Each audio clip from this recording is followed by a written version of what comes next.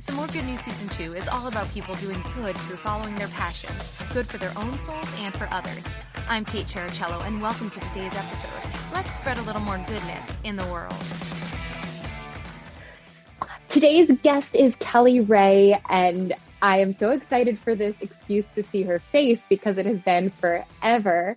We were neighbors for multiple years, just about 5 blocks apart, but our schedules always seem to be opposite. So this is a real treat. But now she's not 5 blocks away. She is across the world in Bali. Yeah. It is first thing in the morning there and it's evening here. So grateful you took the time to do this. I can't thank you enough. And Kelly and I met in casting director Scott Wojcik's commercial class years ago and stayed in touch. I remember that. I said we still have some recordings of those some of those class moments. Oh God! Don't worry, I won't share them here. But yeah, it was a great class and met great people in it. And now Kelly is in Bali, and it came out of the blue because it was just an Instagram post one day. I'm sure Kelly is going to expand on how it came to be. But in December, she posted on Instagram, I bought a one-way ticket to Bali, goodbye, New York. And I can't wait for her to share this story with you. So Kelly, thank you for being here. And just first question, nice and simple, you take it wherever you'd like, is who are you and what do you do in your own words? Yes. Well, first I want to say thank you for having me on. This is so great. And to go back to meeting in Scott Wojcik's class, I remember I was so blown away by your work in that class because you would just look at a sheet and then have it memorized in 30 seconds. I was like, how is this possible? She's amazing. Well, thank you. You always did such a great job in the class. It was so great to watch you work. But just let you know, after all these years, that has always stuck with me, that I was so blown away by your talent. Wow. Thanks, Kelly. Yeah. So yes, I'm Kelly Wray. I'm a health coach, and I'm also in training for being a health coach. Our friend just said, I am living in Bali from New York, where I've lived for the past 9 years, and I felt like I needed a change. And 2020 brought on a change about what I want to do in my life and where I want to live and how I want to be of service to others. Amazing. And then can you expand? Second question is how you got here. Can you expand on that journey from being actor in New York to being health coach in Bali? Right. Well, 2020, as we know, a lot of people lost their jobs. There was no work for actors or anybody in general. And I felt like I needed to be of service. I felt like I wasn't helping people in my life. And I felt that it was a knowing that I needed to be helping people with their health. About 9 years ago, I was diagnosed with an autoimmune disease and Hashimoto's. A lot of women have Hashimoto's. But I got in such a bad place with it that I was tired all the time.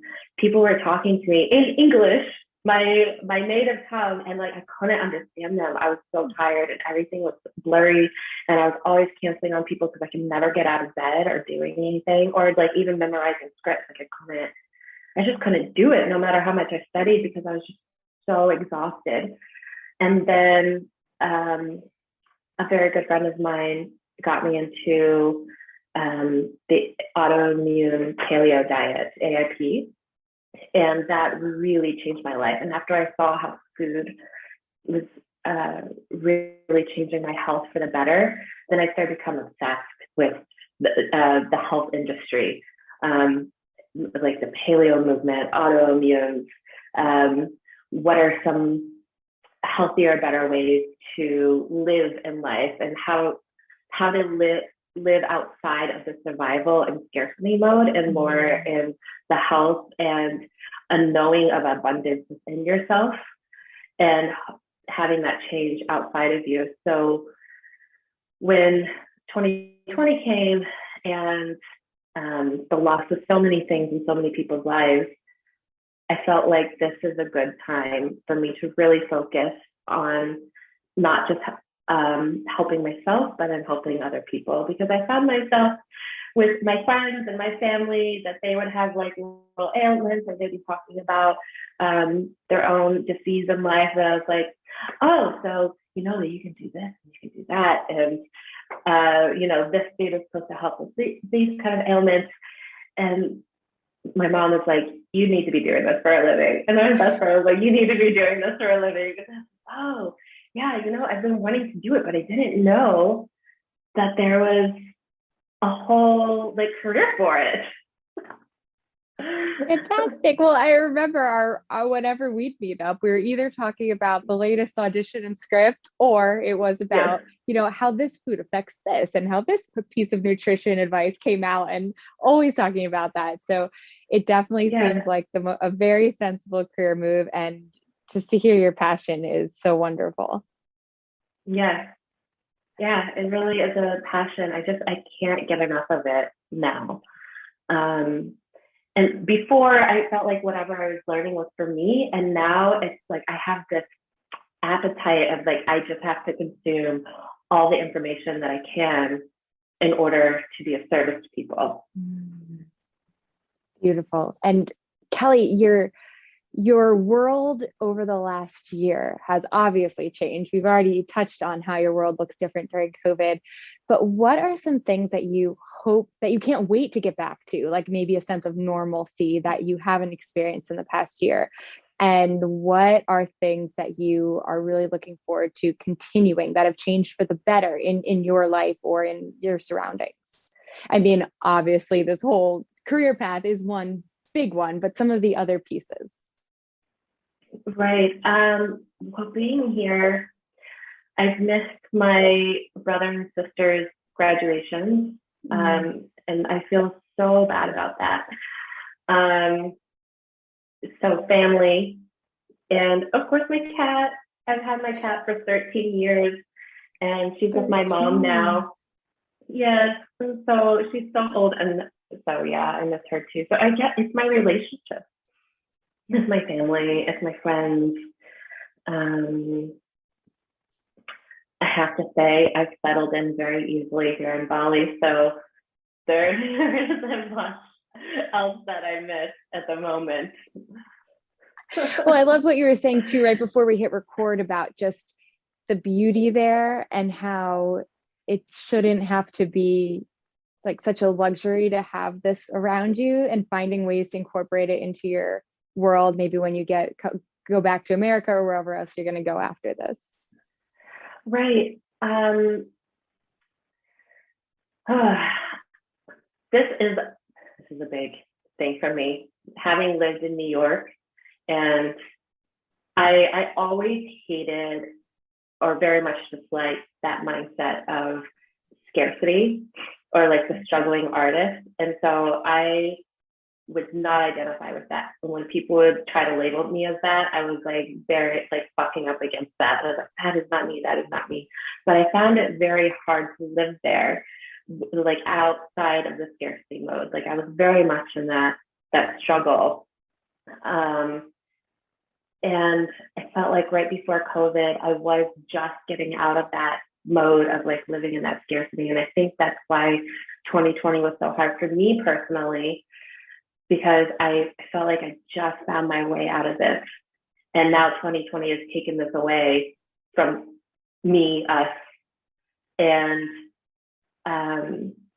then coming to Bali, and then I see so many people are living in beauty. It's so beautiful here. My camera is not picking up the beauty, and I wish it was. And I have the new iPhone. Like I have the iPhone 12, and it can't pick up the beauty. And like what I was telling you before we hit record is that I'll take a picture and it doesn't pick up the beauty, and then I feel like I need to add some filters to it to just show the beauty of like what I'm seeing. And then I'm feeling like, wow, I'm just so privileged that I get to live here, and the beauty and the luxury of it all. But then the luxury of actually being able to come to Bali, to be able to afford to do some things like a co-working space or a gym membership, like things that I couldn't do in New York. And I think, and I've been thinking about, well, maybe this doesn't have to be necessarily like the luxury just for like the elite, but what about bringing like luxury and beauty into our own lives, like making a clean, beautiful space, making sure that you love your space. It's clear of any debris. It's like the colors that you want. My big thing, what I had just learned a year before moving out of New York, was that I did one of those online interior designers, and it was like a very good, cost-effective way to do it.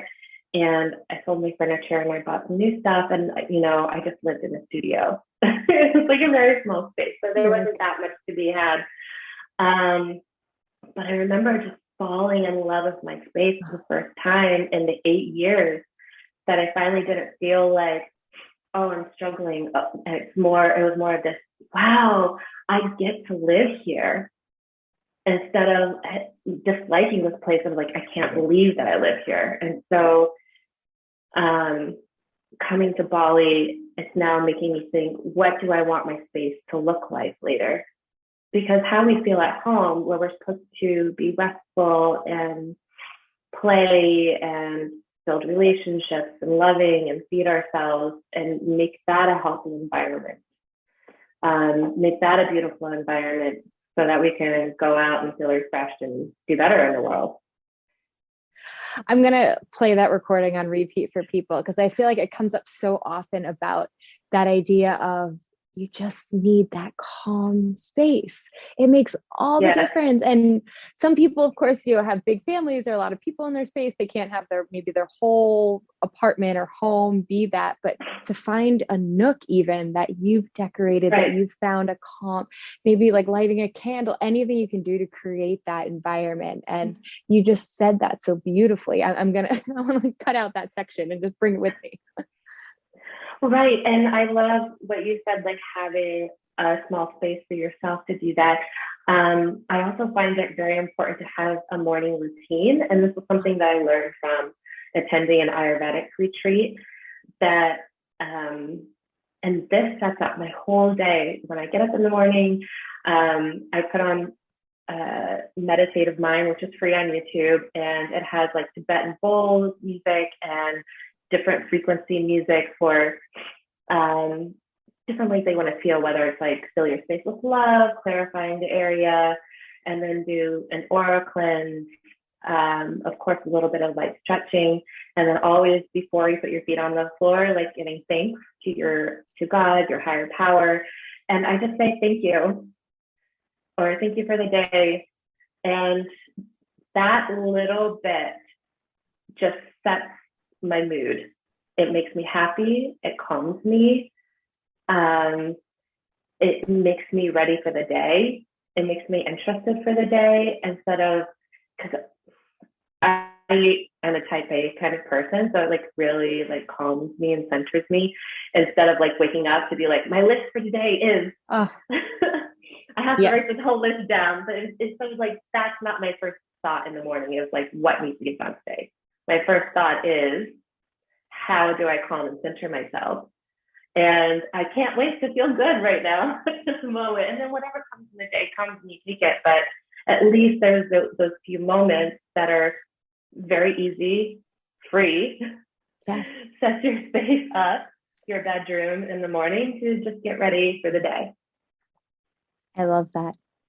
And Kelly, do you have examples of, I feel like this whole episode has been examples of goodness in your life and in your world, especially with this new change, but anything from your time here in Bali that you found either for yourself or for others that is just such an example of the good in the world? And again, even as I say it, I'm like, well, she just this whole thing has been that. I feel like just listening to you about bringing that self-care to yourself, finding that groundedness, finding that start to your day, as you said, but maybe something with interacting with the Bali people, or something that you've learned from your health coaching education that just really shows more about the goodness in the world as well. Right. The Balinese are so happy. I've never seen a group of people who are so happy. And it's amazing. Yeah, everybody you come across it's nothing is urgent. It's at least it's not in their energy.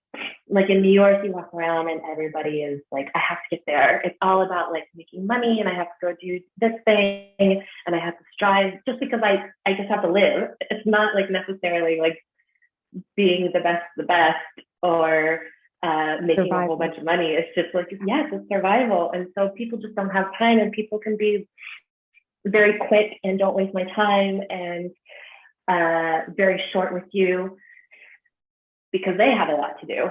But here, people are like, well, it's all about prayer and like a softness.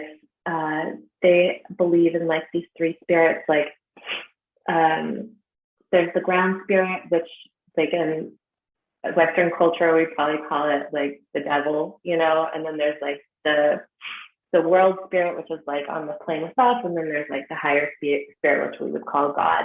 And so they pray to all those spirits like a few times a day, and there's always offerings outside of every door. And several times a day, you see people coming by and praying to it and giving a little blessing. And they believe in living in harmony, like not being fearful of things like the lower spirit, but if we give to them, that's a peace offering, then we can live in harmony with everything. And they really show that with how they live. And people just have smiles on their face, and people are always honking at you here. And the first month I was like, you know, coming from New York, I'm like, what am I doing?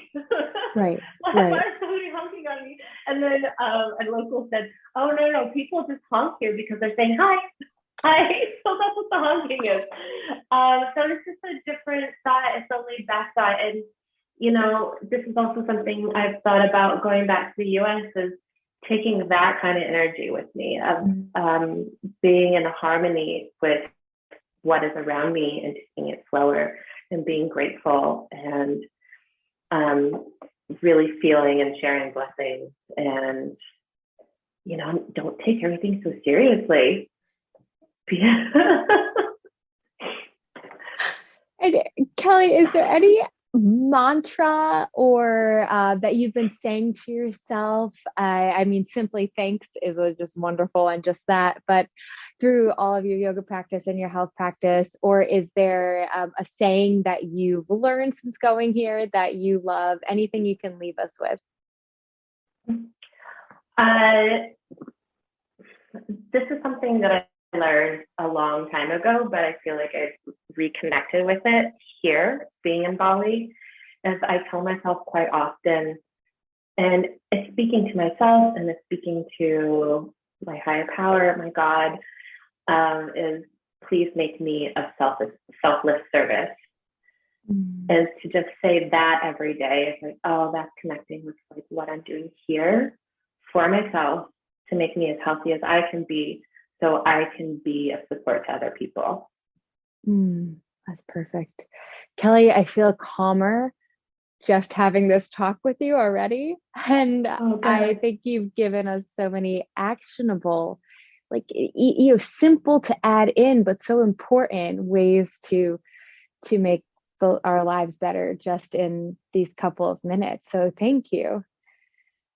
Yeah, thank you for having me. You bet. Hey, let everybody know how they can follow you, because, oh my gosh, you have to see her photos on Instagram. Yes. So my Instagram handle is Kelly, Kellys, Ray, Wray. My name is Kelly Wray. And of course, my website is Kelly Wray at or.com. So Perfect. you can And I'll follow put me those in there the too, show and I'll notes. provide my services on there as well. Excellent. Excellent. Yeah. Kelly, thank you. Thank you. Thank you. It just such a wonderful opportunity to get to talk to you here Thanks so much today. for listening. We need all the good news we can get. This is Kate Chericello. Please follow me at positively_Kate on Instagram for more. And if you have stories of good news that you know need to be shared, please do send me a message. If you enjoyed today's episode, it would mean so much if you shared it with your friends and left a review. Thank you, and see you next time.